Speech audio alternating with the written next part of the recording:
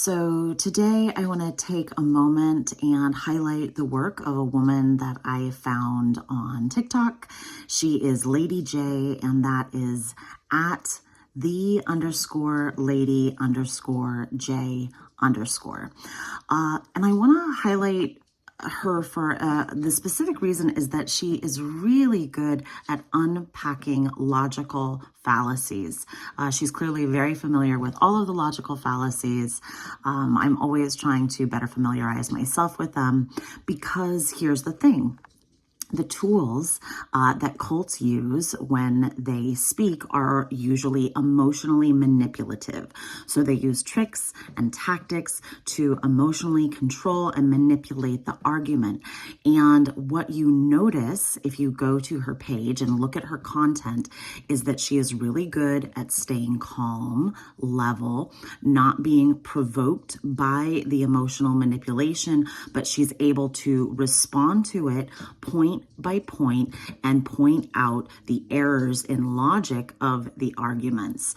So I'm gonna just go ahead and fully post one of her videos for you to see right after this because I think it's just an excellent example of her work, and I think that anyone who is interested in getting better at these argumentations, whether it is in your real life or whether it is responding to those that you see online, I think this is really worth watching.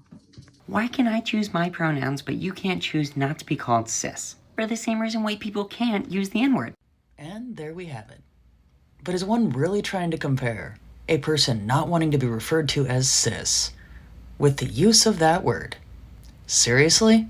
This is not an identity, it's a descriptor, it's an adjective, just like transphobic or racist. I can definitely think of a couple descriptors that I would like to use here, but I won't.